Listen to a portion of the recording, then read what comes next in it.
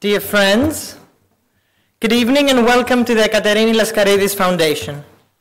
It is with great pride and honor that we welcome you here tonight. We would like to thank Professor Jeffrey Sachs and Professor Phoebe Koudouri for including us as co-organizers of this workshop on ancient wisdom for modern challenges and continuing our collaboration. Exactly 4 years ago, when we were first approached by Professor Koudouri on behalf of the United Nations Sustainable Development Solutions Network to host a much smaller symposium under the title Neoclassical Economics Reconsidered within Plato and Aristotle's Epistemological and Ethical Framework, none of us knew that the years to come would be marred by a terrible pandemic, and little did we know how important the quest for eudaimonia would truly become once again. Today, we stand here, unfortunately, still among some masked faces, but with a much stronger glimmer of hope for the future than what we have had for the last couple of years. The work carried out through partnerships and organizations like the UNSDSN is truly an inspiring roadmap. One might wonder about the link between sustainable development goals and ancient Greek wisdom. In what way is Aristotle relevant? And how does this guide us to a more sustainable future? The easiest and more direct link is none other than the fact that the SDGs are a code of ethical conduct for the way we must conduct ourselves and our businesses in order to achieve a more equal and sustainable future for all. And as always, we're happy to be a part of this journey and promote such a link through our partnerships. We hope you enjoy the rest of your evening, your time in Greece. We would appreciate if you left your feedback and comments in our visitor's book by the entrance. On this note, I'd like to present Professor Sachs with a gift on behalf of the Foundation.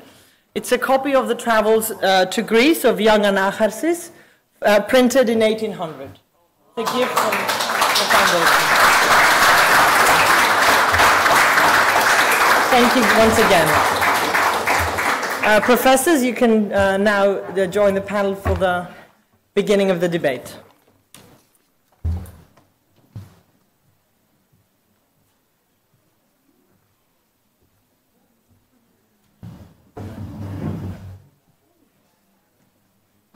So we get started.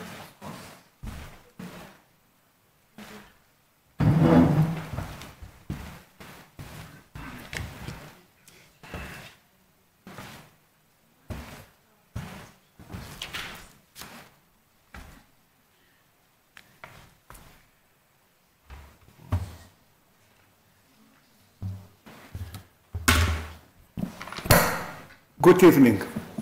I'm delighted to be here. I would like to thank the organizers for inviting me. I would like to thank the Laskaridi Foundation for hosting us in this beautiful and historical building. And I'm looking forward to our discussion with Professor Sachs. The theme of the workshop is ancient wisdom and modern challenges. So that's what I will try to do. Try to utilize ancient wisdom, especially at the level of political wisdom, and try to interpret modern situations like what's going on with the US and China and what's going on in the war in Ukraine. So I will start with some definitional issues, but wisdom, sophrosini, Prudence, which is the main talk or the main subject of my talk, it's related to political leadership. It's a characteristic of the political leadership. So let me start with some ideas about political leadership. For most of you, to tell you that leadership can make a difference between victory and defeat, between success and failure, is self-evident. But in my field, in political science and international relations, this is not the case. Somehow structural and Marxist theories dominate that impersonal forces shape the events and leaders, they don't have agency. Therefore, leaders, they don't matter. My proposition, which is self-evident in other fields, is that leadership matters and leadership can affect the growth of the states, therefore the relative power, and actually, by affecting the relative power, it can affect the configuration of power in the international system. So I will make a point that a lot of my colleagues will disagree, that leaders can shape the structure of the international system, rather than the opposite, that the structure shapes how we behave. So, how leaders shape the system and how they create differential growth for using two instruments, internal balancing, mostly by domestic reform, and Professor Sachs has helped a lot of governments on domestic reform. That's one way to create differential in power, and second, through military expansion.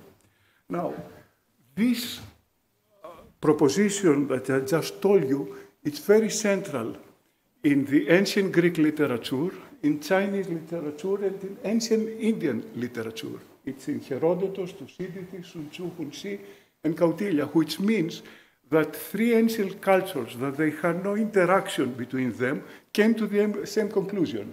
Therefore, you can say that's a golden rule.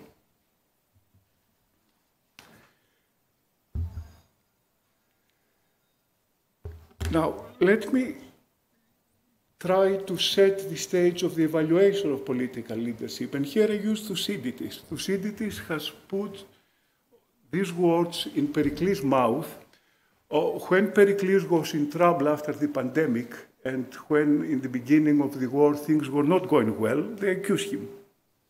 And he had to defend himself. And he said, I'm as capable as any of devising and explaining a sound policy, and that I'm a lover of my country and incorruptible. Here it sets three criteria. First, to devise sound policy. Second, to be able to explain the sound policy, especially to the democratic demos, to the democratic assembly, and persuade them. It's currently we call it domestic legitimacy.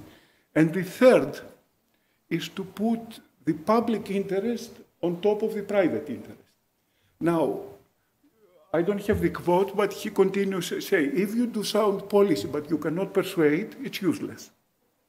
If you can do sound policy and you can persuade, but you are working for your interest, it's also useless. So these three things must work concurrently for a leader to be able to leave a positive impact. And let's start with the first one, devise sound policy. And devising sound policy brings us to the basic virtue, arete, of the political leadership, which is central in ancient Greek culture, starting from Homer, going through the tragic poets, Aeschylus, Euripides, going to historians like Thucydides and rhetoricians like Socrates. So you see a continuous central theme in Greek culture when it's defining political virtue, which is prudence, which is sophrosini. Now, through time, sophrosini has taken different dimensions. It started as a moral characteristic of a person. That's how the early tragic poets use it. But with the sophist, it moved mostly to prudential wisdom. And in order to see the evolution and understanding of the terms, I use it. It can be used as moderation. It can be used as the voulia, good judgment, synesis, intelligent judgment, self-control and self-restraint is central in the discussion of sophrosini, and also pronia, foresight, and I will come into that. Evnia, how you treat others, even if you are a winner. And at the domestic level, sophrosini means domestic stability, which is the opposite of stasis, revolution, and civil wars. So the opposite of sophrosini is hubris, is pleonexia, overreacting, it's mania, pathos, thymos, which is rage, and tύχη, which is lack. So here we can start feeling some of the definitions of sophrosini, but before I proceed, I must tell you that in the Greek context, Sophrosini had a kind of political loaded, it was a political loaded term. It was used mostly for the conservatives. The conservatives were supposed to be Sophron, and the Democrats a little bolder. So, for example, Aristophanes is using it as a synonymous to conservative, aristocratic, oligarchic, and Thucydides is using this word mostly for Sparta, not from Athens. In Athens, some political leaders like Pericles, Themistocles, they would call them moderate, but not necessarily Sophron, which is similar. Athens, the way that it behaved, and I will come to that, it was not an example of prudent policy. Now I come to Thucydides, which is a student of the sophist and probably gave the dominant definition of Sophrosini, which is and the one that I'm going to use in this discussion. Sophrosini means three different things. First is rationality. You see, from the beginning of the Greek poets, if it was one distinction, it was rationality, Sophrosini, and the opposite of it, it was irrational behavior. That has to do with emotions, at a personal level and also at the city level. So, Sophrosini as rationality first means the following things.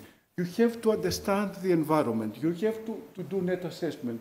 You have to realize the structure of the international system, the distribution of power, your capabilities, and the security trends. Only if you realize how the international system works, then you can set your goals. And the goals for a person may be eudaimonia, for the state it's survival, its security, and then the well-being of its citizens, including eudaimonia. But the survival of the state in an international system, it's the number one objective. And then devising a sound policy means to utilize all available resources and find a way to use them, and at the same time mobilize allies through legitimacy and mobilize your domestic support. If you do all these things, this is the rational part. Now, the rational part has two enemies. Actually, one enemy, rationality. And that one enemy comes in two forces. It comes with emotions, and it comes with luck. On emotions, it works at two levels. The level of the leader, because the leader can have pleonexia. He can have lust for power, lust for glory, lust for money. And these emotions works against rational judgment. But most importantly, at the public level, it is the emotions of the public. I mean, a feeling of revenge, nationalism. I mean, are all these emotions that are unleashed in domestic society. So the leader has to control these things. And most importantly, it has to control a force that is out there. It's luck, a pandemic, an earthquake. Things can go wrong. You lose a battle that you were supposed to win. So how you deal with luck, it's very central in Sophrosini. So,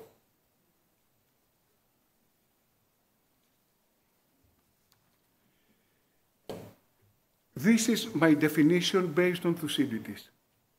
Sophrosini has the rational element and controlling the two irrational elements, which is emotions and controlling tyichi, controlling luck. Now, if you use this framework, you will see that it's central in all strategic cultures, the Chinese, Indians, and modern European, coming on Clausewitz. Clausewitz, for example, when he makes his theory of war, talk about one trinity. That trinity has to do with the government that was supposed to be rational. But the rationality of the government was working against the emotions of the population, especially when war begins, emotions run high, and war takes an escalation to the extreme. And the third is what you call friction. It's luck how the opponent is reacting, which you don't know. So essentially, all this friction and fog of war, which the military had to settle. Now, if you look, the Trinity of Clausewitz, which is the center of Western strategic thinking, comes back in this triangle of prudence that it's very central on Thucydide. Rationalities and its enemies. You know, here, before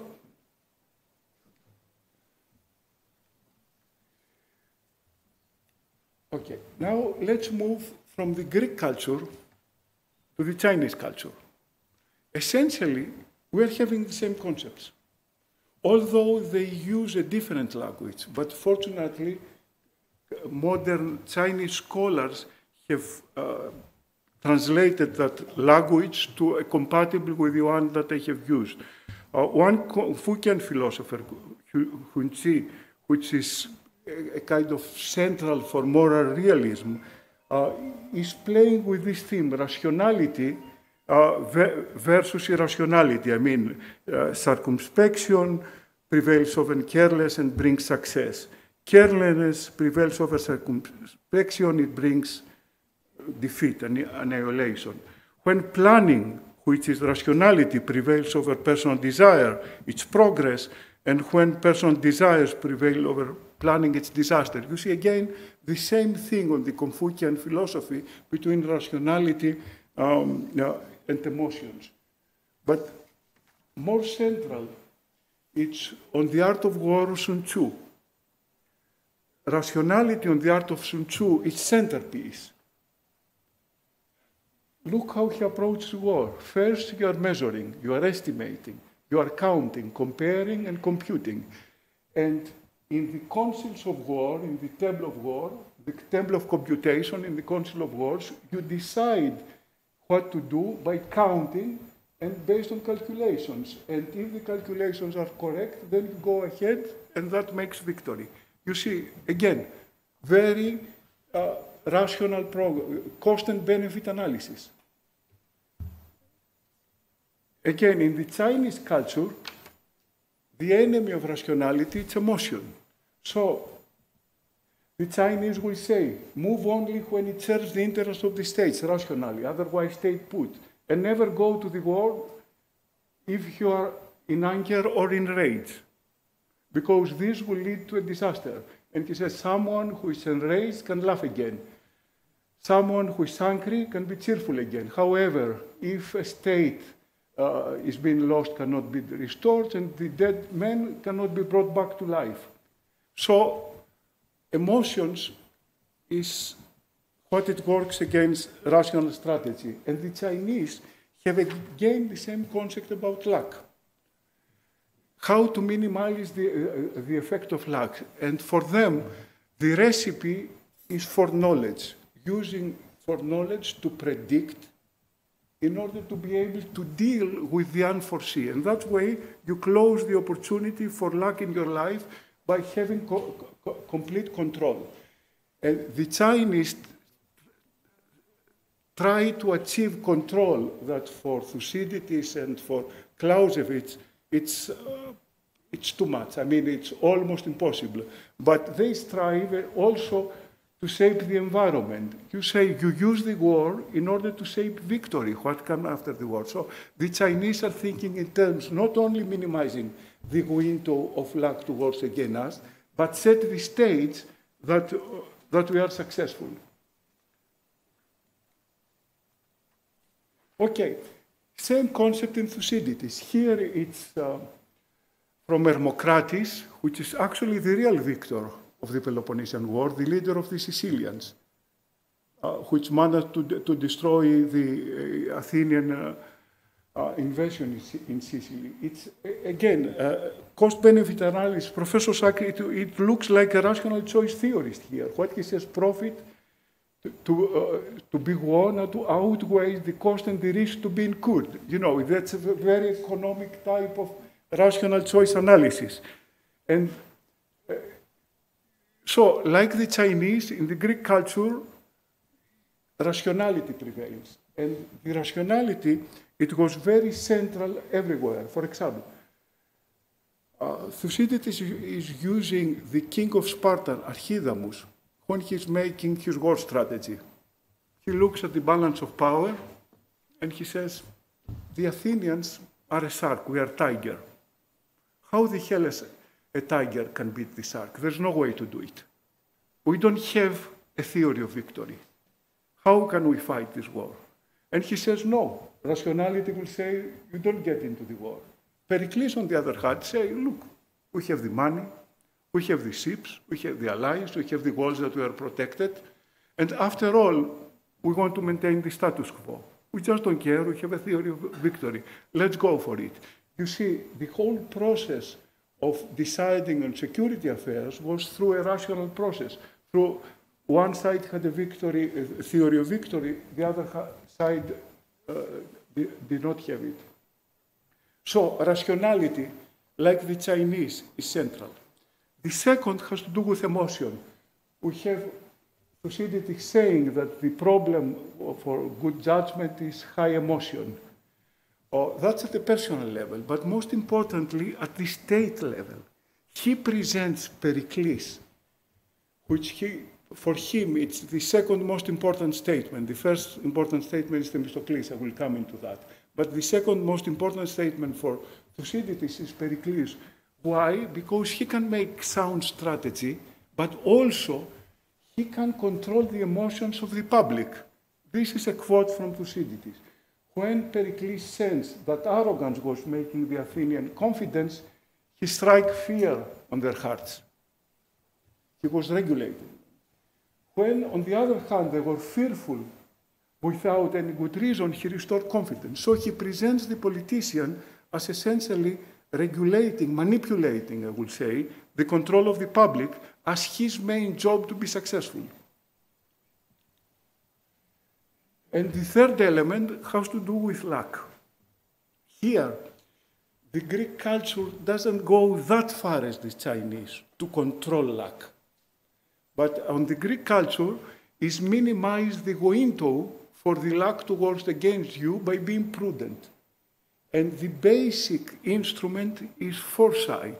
For example, Themistocles, which is the number one statesman according to Thucydides, had the foresight that the Persians will attack, had the foresight to make the fleet, had the foresight to make the port outside here as the main war port for Athens.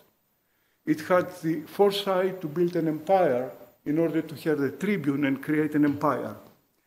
So that way he managed first to win the Persians, although the Persians were something like 50-1, the balance of power, but also to create an empire out of a small city in Attica, the Athenian Empire. So the idea is to minimize luck with foresight, because when wars start, they realize it will not be restricted to whatever limited involvement one wishes to have, but it will take a course that the luck determines. In other words, when emotions and friction start working, wars can go to the extreme, can go to the total war. So that's the escalation, and luck can make things worse. So if you are prudent, you don't go into this trouble. You don't get into, you try to minimize the windows. Okay, so now that's the end of theory. Let's move to apply strategic prudence in US-Chinese relations. And then I will try to apply strategic prudence on the war in Ukraine. There is a famous book in the United States about the Thucydides trap, that somehow a structural logic works. When there is a rising power that tries to overcome the established power, this transition leads inevitably to war. This inevitability was based in the wrong translation of Thucydides. Thucydides said that this talked about anagi and not inevitability. But anyhow, so there is a theory that somehow structurally war is predetermined between US and China. I completely disagree with it. I think leaders have agency, and leaders can make a difference. Let me just give you an example from the Cold War. In the Cold War, you had two blocs with allies, ideological war, fighting. And we come to the Cuban Missile Crisis. Kennedy had three options to choose: invade Cuba, destroy the Russian missiles in Cuba, or make a blockade. If he has taken any of the first two options, I think war would have escalated, because essentially the Americans would have started fighting with the Russians and with nuclear weapons, probably wouldn't have been here today discussing. And then the historians will say, of course, structural logic. It was competition, what do you expect? Structurally, when these kind of giants are fighting, war erupts. But then Kennedy made a difference. He chose a strategy that did not lead to war. So leadership can matter. The way, for example, and Deng Xiaoping works was completely different than the way that Mao worked. And I can give thousands of examples. So leadership plays a role, so I don't see inevitability. Of course, structural dilemmas exist. The Americans are controlling the seas. That puts the Chinese in a huge vulnerability, because most of their trade, incoming and outgoing trade, come from the seas that the Americans are controlling. So to get out of this problem, they try to build a continental road, the Silk Road, the One Belt, One Road, which is driving a kind of unification of Eurasia. But unifying Eurasia is a no-no for the Americans. I mean, unifying Eurasia is what McIntyre said that the oceanic powers would never accept.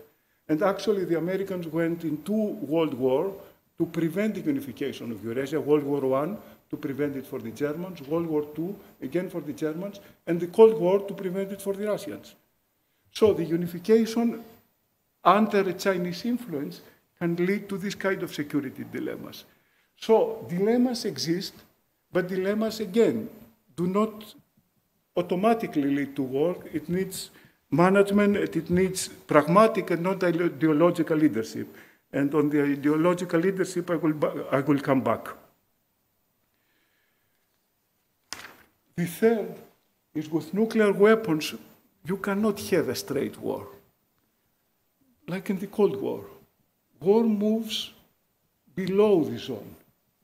And one of the typical instruments is proxy wars, political subversion, civil wars, and mostly to try to undermine the regime of the opponent. That's actually what the Athenians were trying to do with the Spartans, with the slavery, the Helot revolt. So I think if this type of means are being deployed, I mean, to try to have regime change, it will be a huge escalatory move. So Thucydides said, beware of this kind of moves. This is also relevant with Russia, by the way. The fourth Thucydidean lesson here will be that trade wars and embargoes matter. I mean, how the Peloponnesian War started. The Athenians utilized their economic power to do economic warfare and embargoes to the allies of Sparta. And then the Spartan allies instigate them, and this led to escalation. So trade wars and embargoes that we see in every day, both in the Ukrainian concept against Russia, but also against China, are not as innocent as they look. They have huge escalatory potential. Okay, allies matter. Again, if you look at Thucydides, the real drive for the Peloponnesian War started from allies. Corfu felt insecure from Corinth and tried to get with the Athenian allies. The Athenians responded because they did not want to lose the third most important fleet to the Corinthian, that was the second most important fleet, and their dominance at sea will be questioned. So they made an alliance. This drove the Corinthians crazy. The Corinthians threatened the Spartans that they will leave. if the Spartans were losing the only serious naval power and the most important power for them to maintain peace in the Peloponnese, would have been a disaster for them. So alliance politics led to war. The sixth proposition is that the character of the conflict matter, mostly the ideological warfare. The Greek world, according to Thucydides, was full of civil wars because of the conflict between democracy and authoritarians. If this ideological conflict, it fuels other existing strategic interests, which is very relevant today, mostly with China. So let me now move, and I will conclude with that, to the Ukrainian war. Okay, I have 5 minutes, I think I can make the argument. Using the lessons from Thucydides, Thucydides said, against equal, avoid appeasement. So it made sense for both the Russians, the Ukrainians, and the Americans to play it tough, not to look weak. But Thucydides said, appeasement has to be balanced by two other imperatives. Not to provoke the opponent, because leadership, the way that it's using in power, he can create the third perceptions of the adversary. So if you push the adversary in the corner, escalation will happen. And if escalation will happen, you lose control. So luck comes into the picture. So that's the Thucydidean analysis. And as a matter of fact, history has proven Thucydides correct. In World War II, Munich, the appeasement of Hitler was one of the causes of war. Instead of appeasing him, it encouraged him. But trying to play the tough doesn't mean that you have to provoke your opponent, because you can have war for other reasons. And most importantly, you can create a situation that gets out of control. Now, let's go and look at it on the Ukrainian situation. Everybody wants to play it tough, but created a situation that emotions are running. Both NATO provoked Russia by moving its border, its de facto the NATO borders next to Russia. So Russia felt threatened. It declared that it will react. Nobody believed it. It reacted. So it was provoked. But also Russia provoked the United States and the West by attacking. So both of them, by playing it tough, they didn't have a balanced policy, and they did the other mistake. And most importantly, they have unleashed situations that all of us, we are in danger of disappearing due to nuclear war. Most of my colleagues in strategic studies, they calculate the possibility of a nuclear war from 1/10 to 1/4, from 10 to 25%. That's in the strategic community. Now, if for giving Ukraine the reason to choose to go to NATO, is this risk worth it? I think all of you have to decide. And I can understand that Ukraine can have the liberty to decide. But NATO has also the liberty to say no. If a strategy is creating provocation and leads to war, and it unleashes all this kind of dynamic, which can go into escalation that nobody can control. So my analysis is that the war in Ukraine, it fails to keep the prudence that derives from the lesson of Thucydides, and it lost the balance. It skewed toward playing it tough, and it went against the two other characteristics of strategic prudence, which is try not to provoke the other and don't leave luck to play its role. Thank you very much.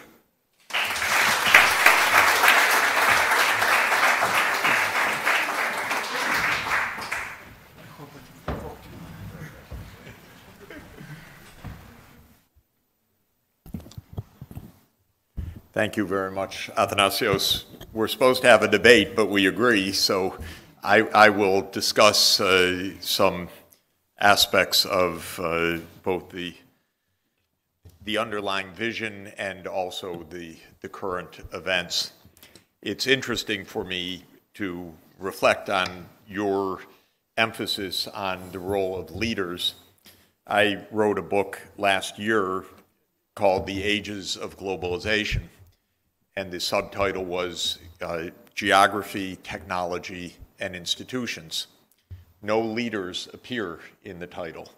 So first, it's a flaw. And second, it's a way of thinking about long-term development and economic change where you don't think about individuals playing a decisive role most of the time. And so the role of leadership is, it's real in economics, entrepreneurship, or other areas, but it probably is not the decisive factor in thinking about broad patterns of economic development, global trade, migration, demography, except for the two areas that you discuss and which we should reflect on. One is power within countries, because that definitely shapes, for some period at least, the economic prospects and the well-being of the population. And of course, the second is war. And war is a major factor of human history. And it is a major theme of my book that every episode of major technological change also provoked war. And we are in another period now where the risks of war are very high. I'm terrified to hear what your security friends say about the risks of nuclear war. I think we should shut down that department so that they don't say anything more. I'm not sure I agree with that assessment, but it's terrifying even if it were at 1/10 the level of that.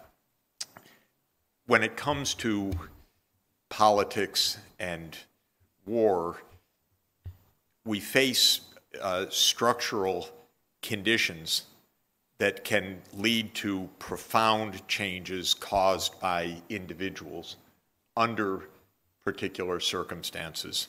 You mentioned one that I wrote a book about also 10 years ago, the Cuban Missile Crisis. That was a circumstance absolutely in which 2-3 people saved the planet. In fact, it's the more closely you look, maybe let's say 4 people, because Monsignor Sorondo reminds me that Pope John XXIII was also one of the key figures. But it took the personal decisions of President John F. Kennedy and Nikita Khrushchev personally, not institutionally, not bureaucratically, not as government, but personally, to prevent a nuclear war. Those two, because Kennedy spent the whole 13 days of the crisis not listening to his advisors who were telling him to bomb Cuba, but rather thinking in his head, what is my counterpart thinking? Why did he do this? What could the motivation be? He was really a sophron in this case, because he was completely trying to understand the context in which he was operating, and he decided that Nikita Khrushchev is a human being on the other side, seeking a way out the same way that he was, and they found a mutual accommodation. The follow-up that I always like to emphasize how fragile our planet is, and that most people don't know, is that even after the deal was struck between the two leaders, we almost had nuclear war nonetheless, because there's another part of dynamics, which is accident and miscalculation.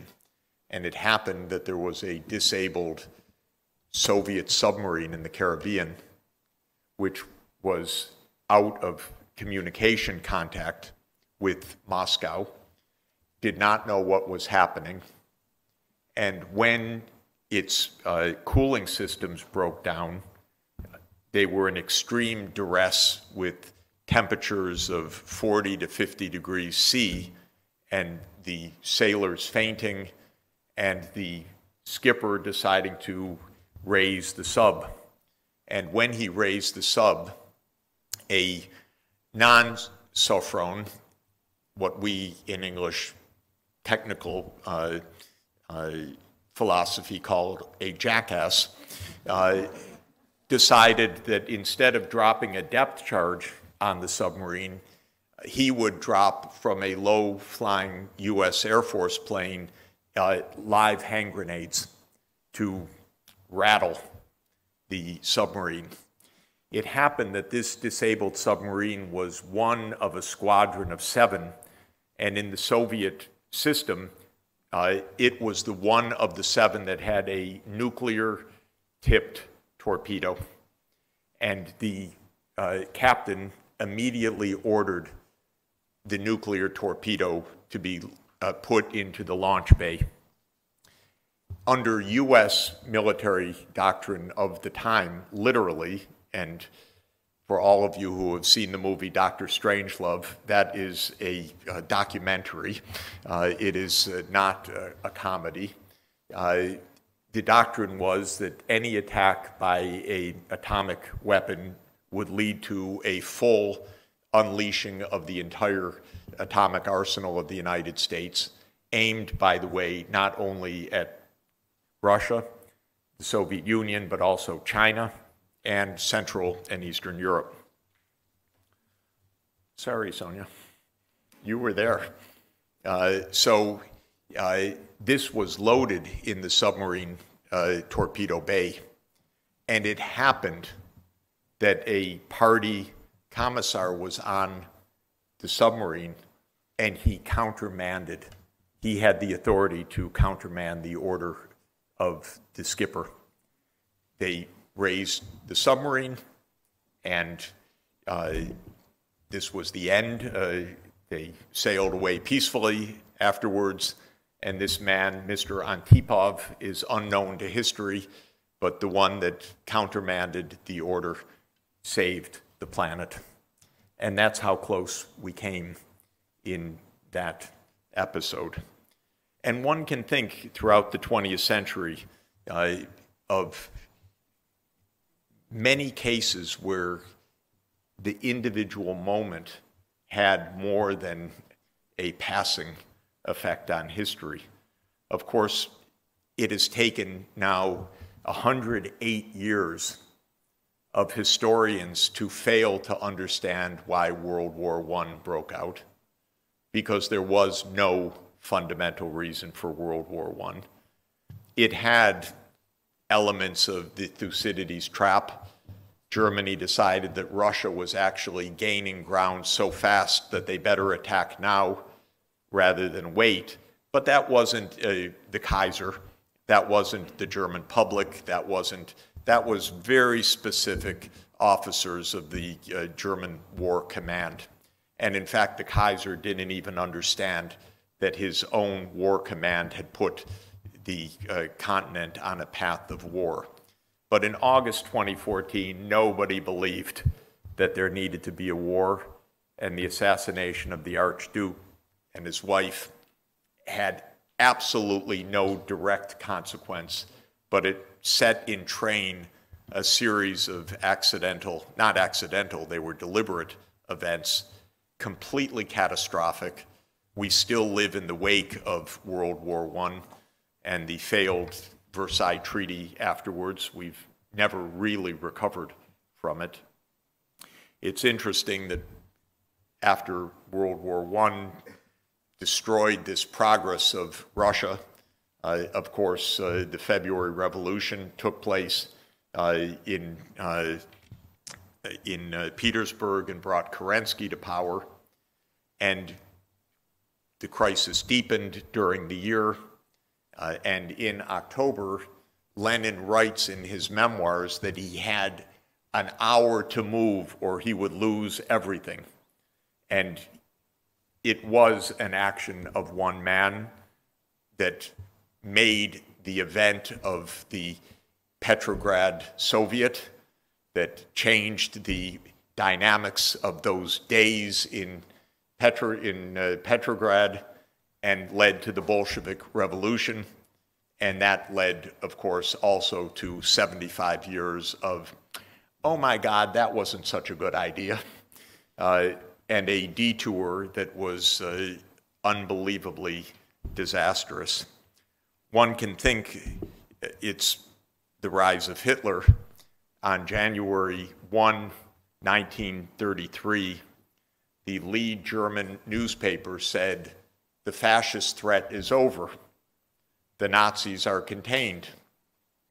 They came in first with a plurality in the elections, but they have lost ground and the threat has passed. 30 days later, Hindenburg made Hitler chancellor. He was under no compulsion to do so, but von Papen, who was advising Hindenburg, said, "We can control this man." And this was a complete accident, completely unnecessary, nothing fated. Of course, in all of these circumstances, there were conditions, and the most important condition was in Germany, 25% unemployment rate. So instability, Great Depression, failure of the Brüning government, political strife. But Hitler was an accident that actually immediately the 30 days before had been confidently predicted would never happen. So we see, I think, vindication of your emphasis that individuals can't create modern economies. They really don't, in general, create even technologies. These are group efforts, society-wide efforts. They're broad, deeper movements. But individuals in particular circumstances, especially circumstances of instability and uncertainty, can create disasters. And I think that this is probably a crucial lesson. There is an asymmetry. Maybe individuals can create golden ages. It's not so often. Golden ages usually emerge because there's something rich in that triumvirate that I emphasized of geography, technology, and institutions. Geniuses can create new approaches, to be sure. Geniuses can give new visions of how society can operate. But probably when it comes to the questions of why we need a Sofron, why we should never have a Donald Trump as president under any circumstances, or his ilk, it is because of the incredible destructive power that comes with leadership. War is because it's an increasing returns to scale activity, and one that is necessarily strictly hierarchical, where there are leaders, and leaders command armies, and they make a difference, and there are reasons for that. The individual can make an absolutely profound difference. So, what should we do about this context? First, we need to define rationality properly. What is called realism in international relations is surreal to me, because realism in international relations is identifying the other side as a strategic foe, and then asking what action should we take given what the other side does. And we know from the logic of such an inquiry the prudent action looked at from the individual side alone might be to escalate, might be to launch a war, might be to have an arms race. And indeed, it can be individually rational of leaders of both sides to fall into a war according to modern definitions of rationality, because each side is taking the best action, taking as given the action of the other side. But there's a different kind of rationality that is vastly more important. And this comes to this basic idea in this strategic environment. The description of the escalation that I just made is what's called the prisoner's dilemma, that each side takes an action, taking as given what they think the action of the other side will be, and in doing so, they end up in a disastrous mutual situation. And this is a paradox that is very pertinent for our lives. Why do we end up in a non-cooperative or even conflictual mode when we both get hurt in the end? And after all, the real lesson of the Peloponnesian Wars is that both Sparta and Athens lost. Of course, Sparta won in the short term, and then Thebes conquered Sparta about 30 years later. They were both deeply weakened by the war. Interestingly, by the way, after Athens lost, it had the greatest flowering of intellectual insight. So maybe Athens won by losing, because in some indirect way, well, in a direct way, it brought the death of Socrates quite directly, the fall of the Athenian democracy in 404, and the spiral led to the accusations against Socrates. That, in a way, may have created Plato and Plato's vision, and Plato brought us Aristotle. So it was a good century afterwards. In the end, all the city-states ended up succumbing to Alexander, because maybe Aristotle taught him all too well about the nature of things, and he ended up conquering all of Greece and all of Asia as well, to the Indus River afterwards. But I think the real lesson is not how to be rational, guessing what the other side is doing, but how to have the relational understanding, what you call this practical wisdom, sophrosony, that enables you to get the whole context. And this, to me, is really the most important lesson for foreign relations, and it's almost the opposite of the realist school. The realist school in the United States says China is a rising threat. We at least should arm and prepare, because China, if we don't, China could take over. The realist school says Putin is a threat, and so we need to respond to the threat. What the realist school doesn't say is, why don't you sit down with your counterpart and discuss?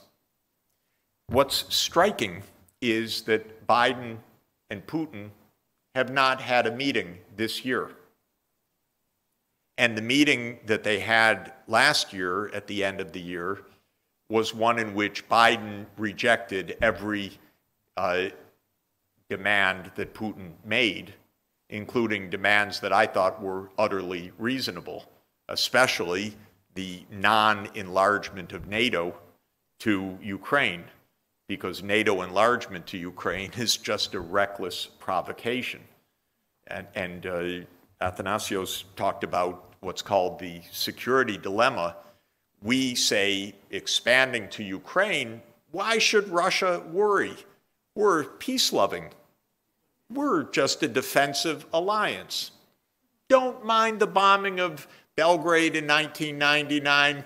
Don't mind the bombing of Libya in 2011. Don't mind the attempt to overthrow Assad in 2011. That's just among friends. Don't mind the NATO mission in Afghanistan. We're friends. We love you. Don't mind us being on your border. And the security dilemma says, are you kidding? Please don't come anywhere close. Do you see the sign? NATO not welcome. And we aren't smart enough to listen. That's the lack of practical wisdom.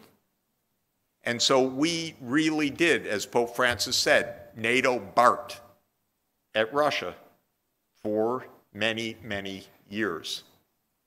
By the way, if you say this these days, I do every day, I can't get even an op-ed printed anymore, which usually is not so hard for me. But I cannot get an op-ed printed in the United States anymore, because that's called Putin propaganda if you say that NATO had anything to do with this. Because the interpretation is, why should we talk to Putin? He's a liar, he's untrustworthy, his word wouldn't mean anything, and he's out to recreate the Russian Empire, so no reason to talk. This is the essence of irrationality, the belief that there's no counterpart. It is, by the way, the wrong lesson taken from Munich 1938. Because while I don't agree with Chamberlain's decision to say, you take the Sudetenland, meeting with Hitler was not a wrong decision. And showing that you're going as far as you can and proving that the other side absolutely is untrustworthy, which, worse than untrustworthy, which is what happened in the event, had the effect of bringing Churchill to power with an uncompromising attitude, because the other had been tried. So I don't even blame Chamberlain for that. But the lesson that was drawn from Munich 1938, completely wrong, for the next 83 years, is never talk to your opponent. That's appeasement. Why should we talk? We know they're evil.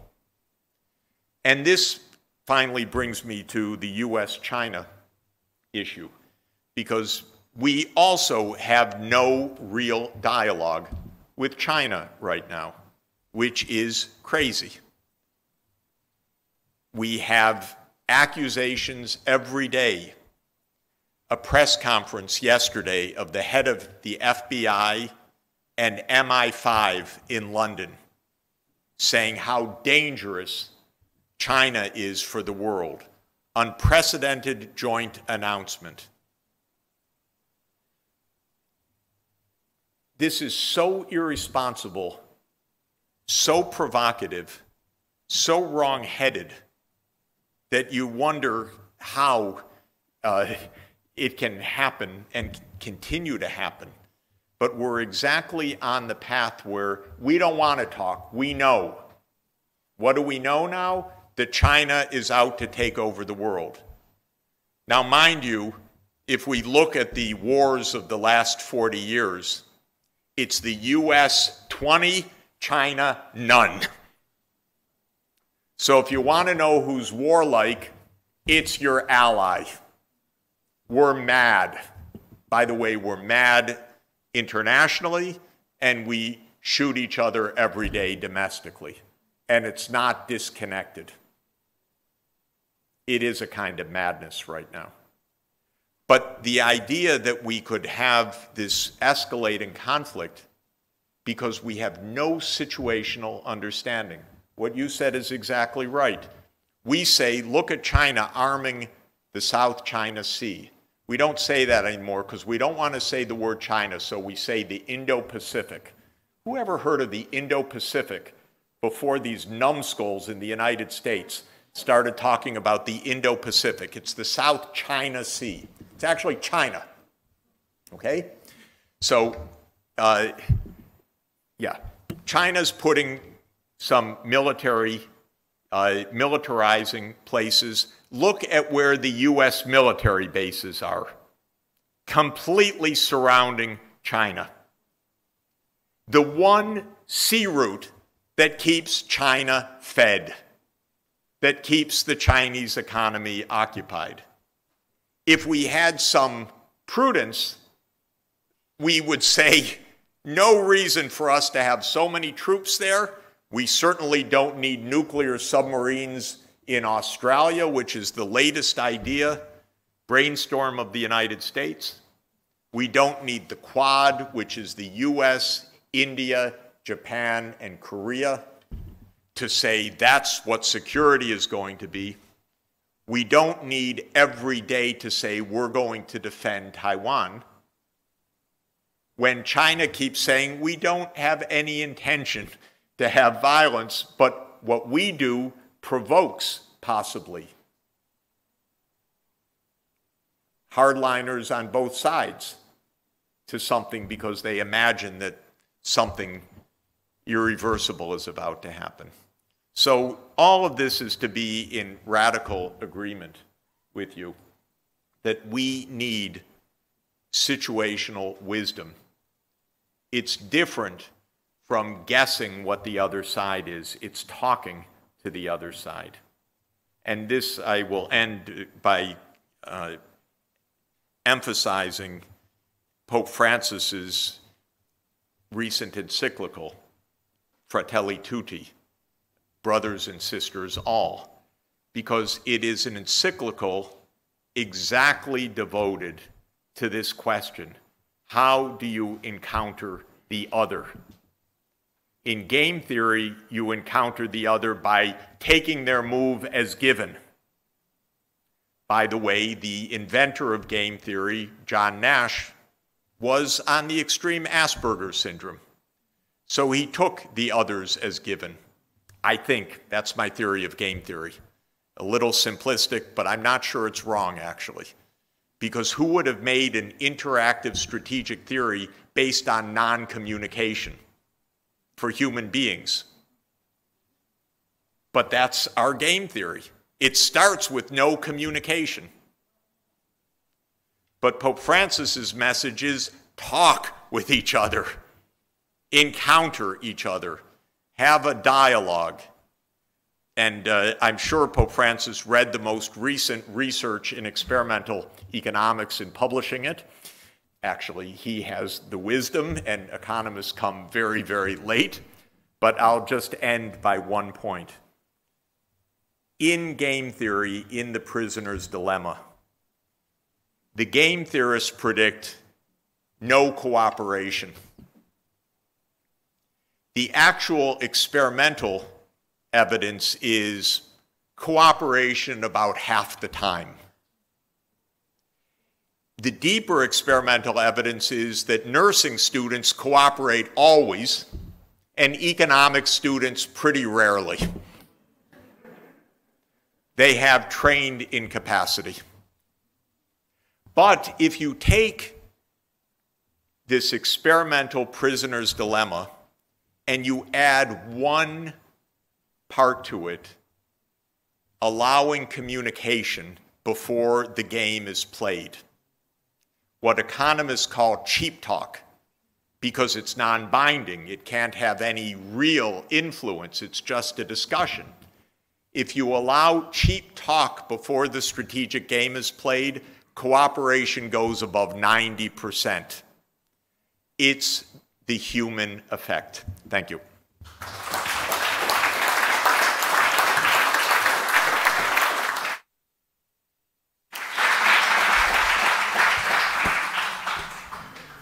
Well, this is wonderful. I think we agree on most points. Two issues that we disagree. On leadership, we both agree that can be a disaster. I mean, after all, a leader, Alcibiades, starting from this port over here, destroyed Athens by mobilizing a small city-state of 40,000 people that was controlling already the Eastern Mediterranean, not just to occupy Sicily, but to occupy Carthage, essentially to do the Mare Nostrum, to control the whole Mediterranean. That's overextension. So you can easily destroy it. We agree to that.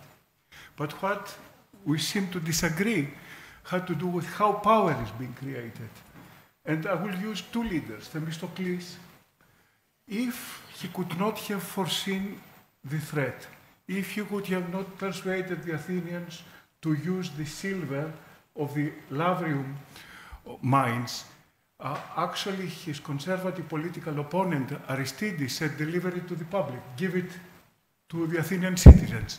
And he said no. Then, by investing into 200 ships, it needed to man them. In order to man them, he had to utilize all the Athenian citizens, including the thetes, the poor. So he gave to all Athenian citizens economic and political stake in their city. And to build the 200 triers, you needed a whole economic ecosystem, which included technology and all these things. So a leader cannot do it alone. But when the situation is right, geography, technology, and social institutions, he can coordinate and he can organize and he create something big almost out of nothing. Because Athens was a small city in Attica and it became an empire. And the way, of course, that a leader created power, another one destroyed it. I will dare to say that this has happened with China. You think China would have been the same without Deng Xiaoping? So suddenly we see a giant rising that has terrified the United States. It has actually 85% of the US GDP nominal terms, and of course in PPP it has exceeded the United States. And this happened, of course, not only because of Deng Xiaoping, but also by strategic American mistakes. That for 20... It happened because China worked hard, saved a lot, and it's a great accomplishment. We should be proud of it. So, but you see... It's not a mistake. What China's rise is a wonderful thing. But you see, it's again, one leader has changed distribution of power. So leadership, it's not only to take care not to do a disaster, but leaders can create power. Now, on the issue of our real disagreement, has to do with realism. You define realism with neoconservatives. That's not realism. I mean, most of my colleagues in Chicago, in MIT, at Harvard, Barry Posen, Stephen Walt, even Mearsheimer, they will agree 100% with you on Ukraine. I know that. But these are the realists. The realists in the United States use what I said about restraint. You remember how I defined Sophrosini? Prudence, self-control and restraint. Their books is restraint.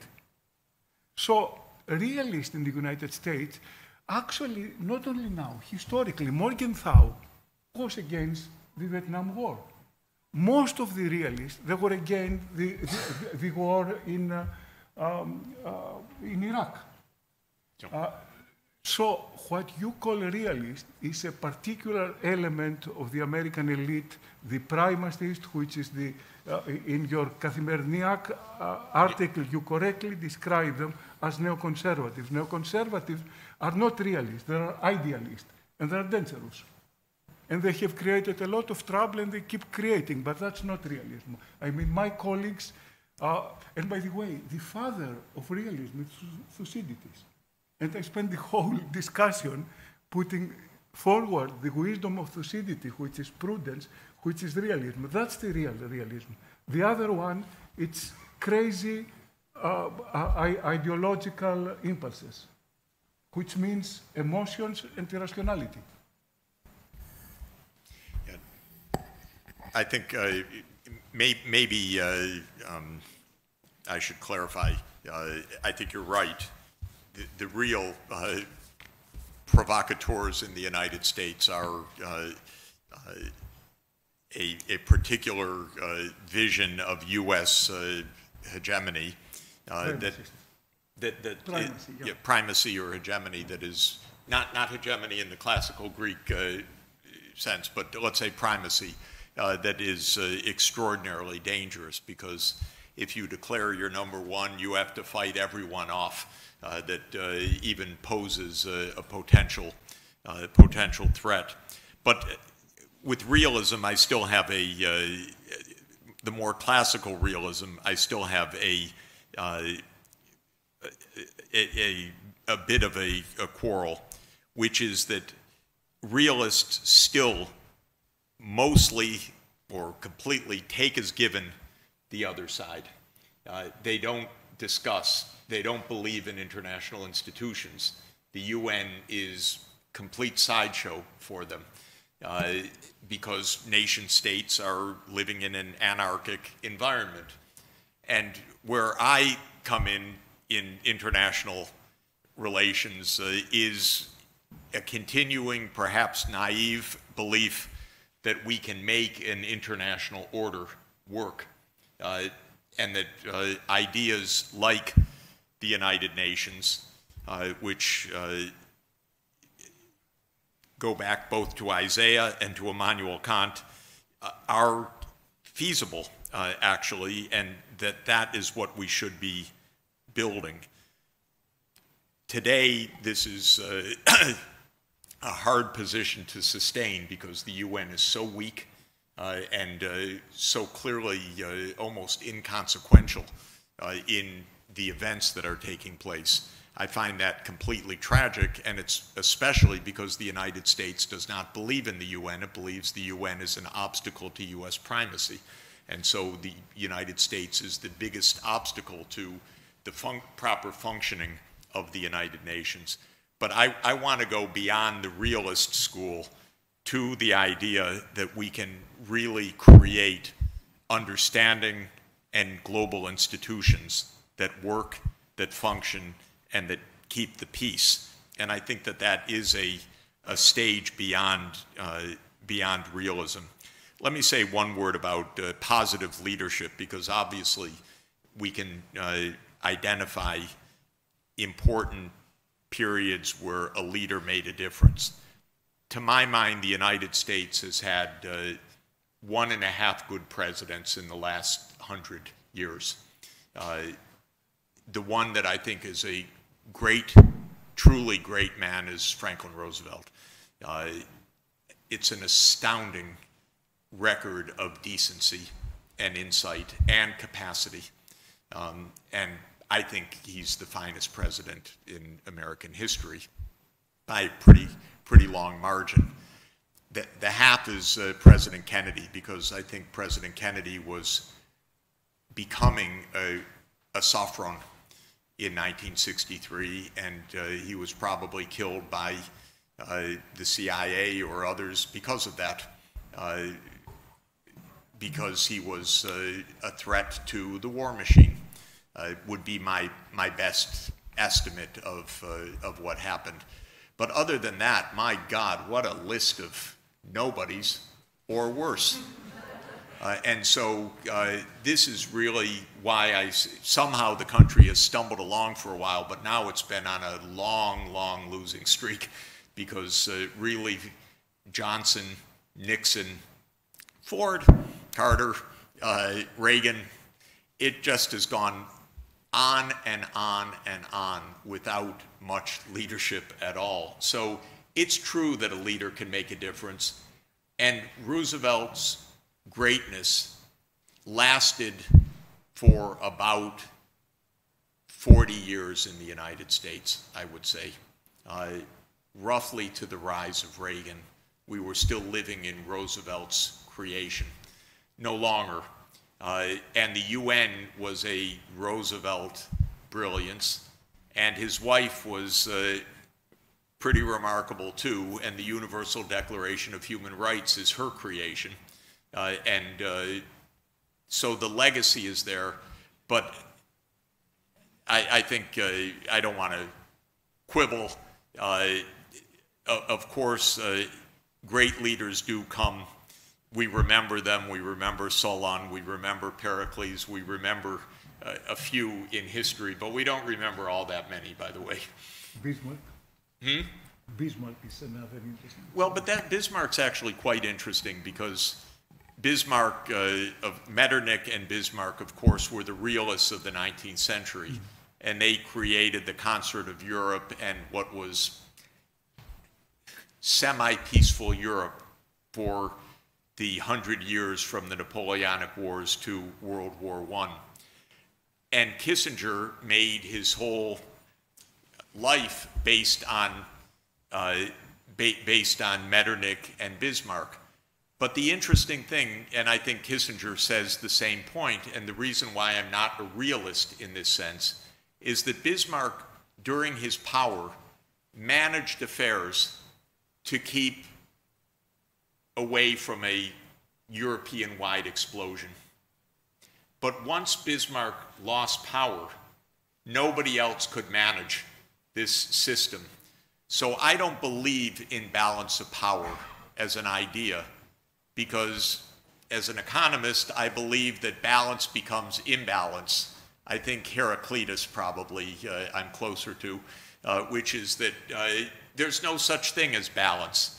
There can be a temporary moment of equality, but somebody's going to move ahead, somebody's not. So if you're just relying on a balance of power, it's going to become an imbalance and an unmanageable system. And maybe a genius like Bismarck can manage it for a while, but the moment he goes, the whole thing falls to pieces. And that's basically the story from 1890 to 1914.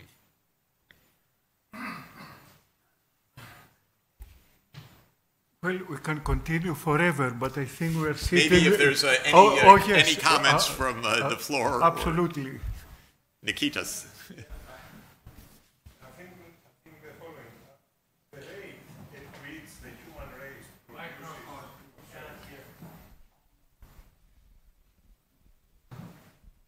Thank you. Yes, my question is the following. The rate at which the human race produces Roosevelts must be approximately the same with the rate at which we produce Einsteins or Mozarts. We produce what? Einsteins or Mozarts. Yeah, yeah, yeah. So how do you think we can accelerate this rate in this particular aspect of human genius?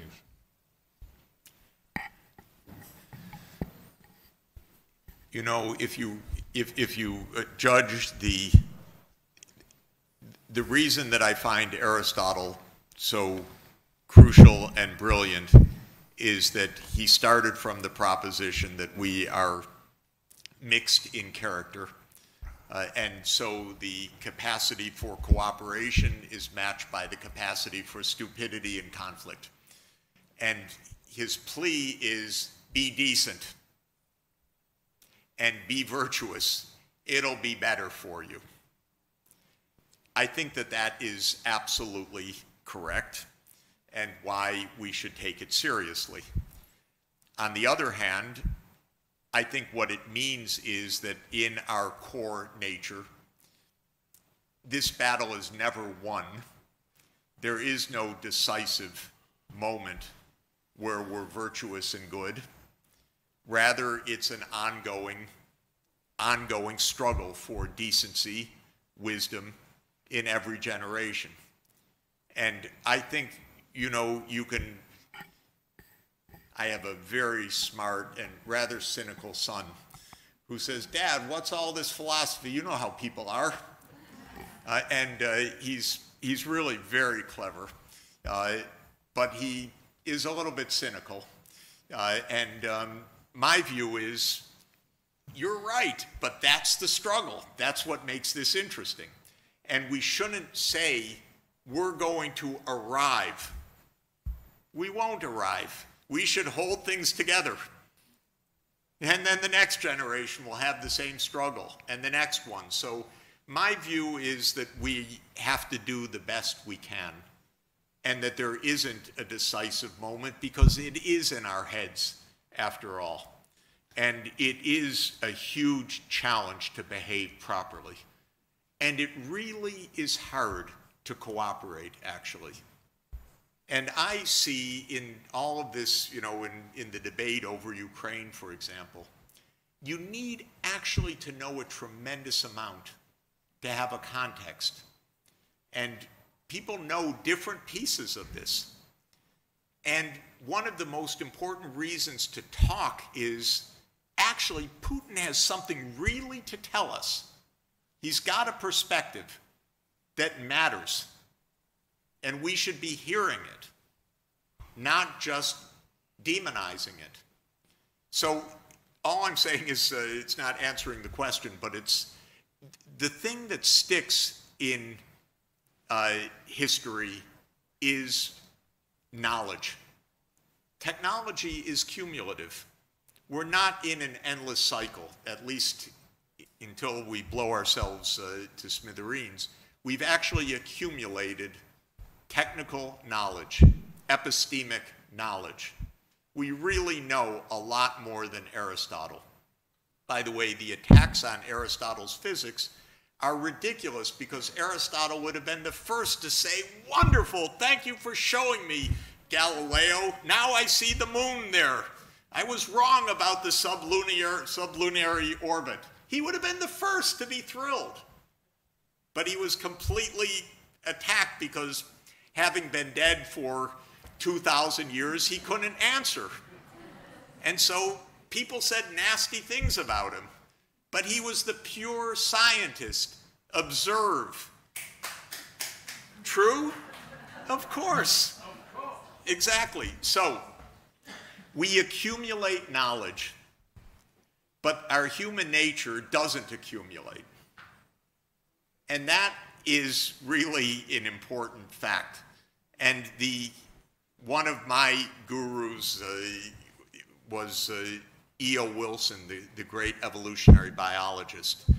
And he had a wonderful saying, which is that we have stumbled into the 21st century with our Stone Age emotions, our medieval institutions, and our godlike technologies. And so we're operating on different time patterns. Technology is advancing so fast, it's unimaginable.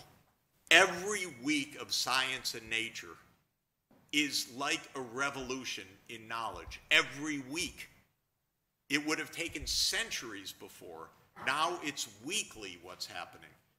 And by the way, the number of people that understand it is infinitesimal. The Gini coefficient of inequality of deep knowledge is 0.99999.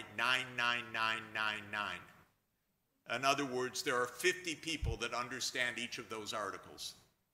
Maybe 100, maybe 1,000, 900 pretend to understand them, and 100 understand them. And that is advancing because that's an incredibly fruitful activity. Examining nature turns out to be more fruitful than Bacon and Condorcet and others could ever have imagined. It works. But the rest of us are what we are. We're our human nature. But that's why we need to study ethics, because at least the awareness to say, oh, my God, I'm a little strange, and here's how I'm strange. And that was the purpose of the Nicomachean Ethics, I think. At least it said either it's his cliff notes from his lectures, or it's for Nicomachus, his son, how to have a decent life. And that's why we need serious ethics, because we're not going to change our human nature, but we can understand ourselves better. And that is actually a huge step forward. Nikitas, I will disagree with your data. Look in ancient Athens, how many geniuses it produced in, let's say, 50 years, in philosophy, in politics, in architecture. So my point is that geniuses are not so rare if there are the right circumstances. And what are the right circumstances? First of all, democracy. The way that the democratic experiment of direct democracy that involved all citizens. Second, lack of inequality. Because the way with the Themistocles and the democratic reforms of Pericles, I mean, it was more not these huge economic imbalances. And of course, a school of philosophers having a real fight, for example, the sophists versus the so-called idealist philosophers created an intellectual atmosphere that all these things together started producing people. Now, we don't have the same rate of production of geniuses because circumstances are completely different. I'm going to disagree with you. Okay. Okay. So, why were there so many geniuses in Athens? That's interesting. It's a wonderful question. We don't know the answer, but one thing that I would point to two structural things, and we're surrounded here by this. Greece invented the alphabet. That was good. Of course, the Phoenicians invented the proto-alphabet. The Greeks, the Egyptians maybe invented the first alphabet, but it was really hard to draw. But the Greeks invented vowels and letters, and though Socrates was not in favor of reading and writing, the book was really a breakthrough. And so I think the capacity for knowledge that came from the alphabet and writing down things was why the axial age developed as it did, because we had similar breakthroughs in several places where writing systems came and allowed a mass increase of communication and knowledge. Second, Greece was a trading society. So actually, the Laskaridi Foundation, this is a perfect place to discuss this. But shipping and trade is the most eye-opening activity there is, encountering others and saying, that's strange. And because that's where you really are provoked. And so Greek philosophy came from Ionia, it came from Magna Graecia, it came from the entire Mare Nostrum, and it was an exchange of ideas. Greece was not an equal society, though. The philosophers were upper class. They had slaves. They had leisure time. Aristotle's, the one thing I'm not too two things I'm not too crazy about is natural slaves and his view of women. You know, both are a blunder, but he depended on an unequal society to produce. He wanted leisure time to think. I love it too, but it's but it was from an inequality, not inequality. And I would say open society more than democracy per se, though I believe in democracy, but we should remember how exquisite China has advanced knowledge and technology and genius and insight for so long in what was not ever a democratic society, but in the Song dynasty, for example, was a very open, dynamic society. So I think the political conditions are personal freedom, ability to communicate, ability to share information, ability to explore, and institutional inventions like the academy.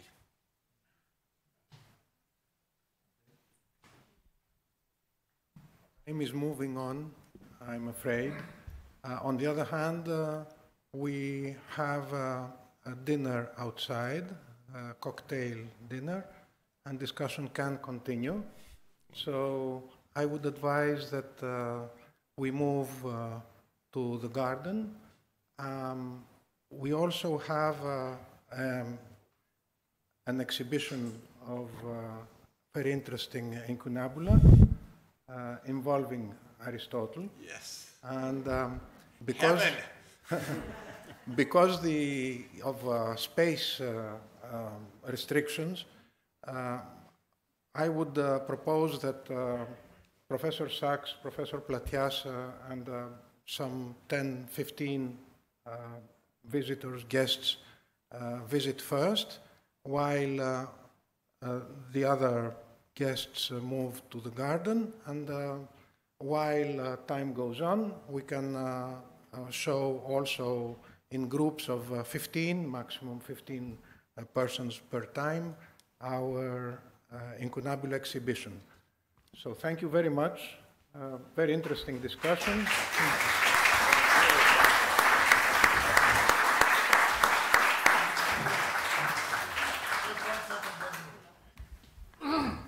Please allow me just a couple of very brief comments. First of all, our thanks go to Professor Sachs and Professor Platias for this extremely interesting discussion.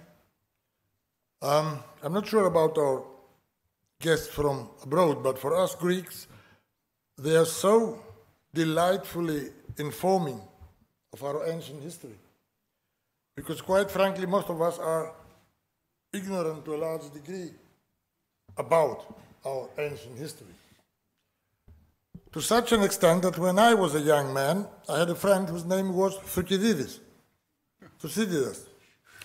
And because my surname was Laskaridi, I thought that his surname was Thucydides.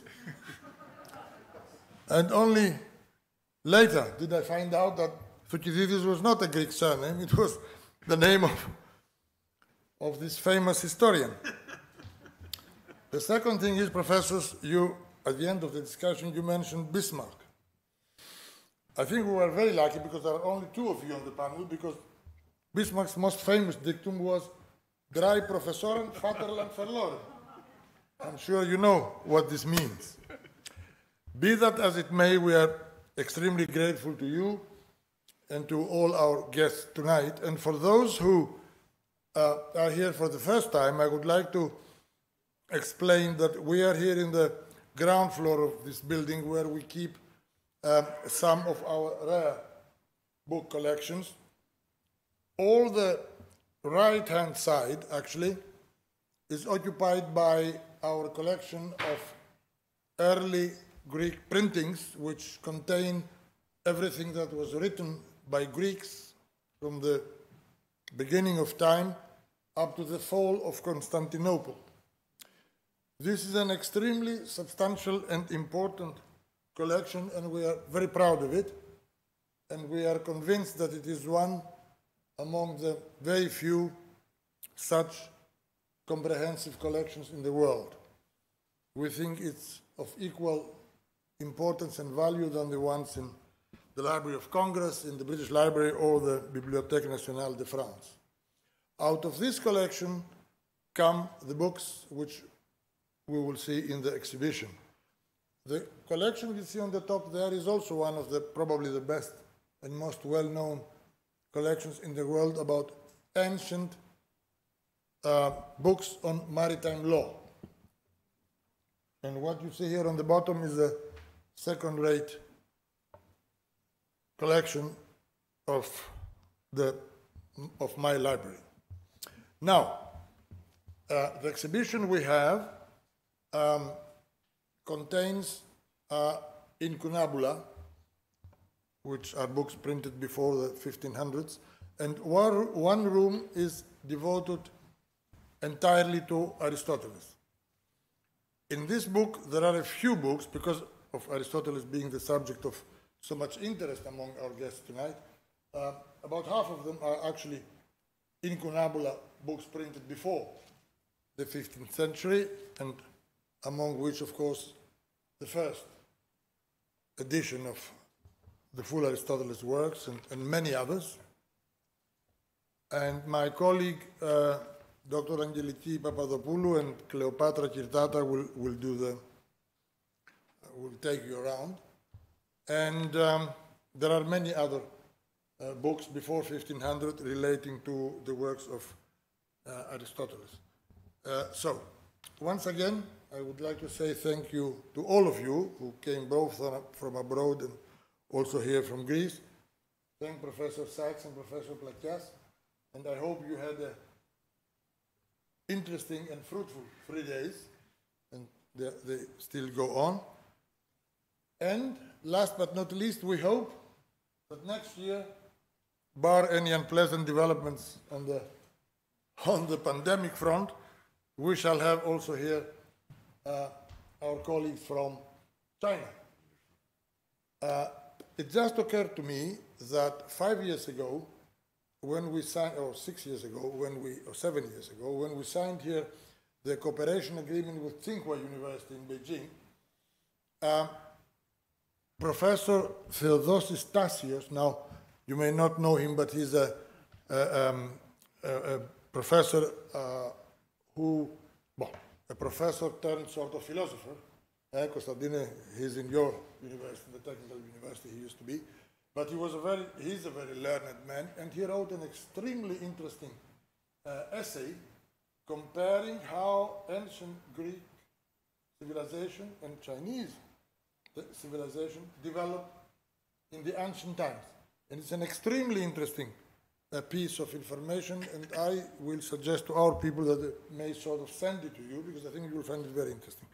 Once again, the exhibition is awaiting for us, the food is awaiting for us, so thank you very much.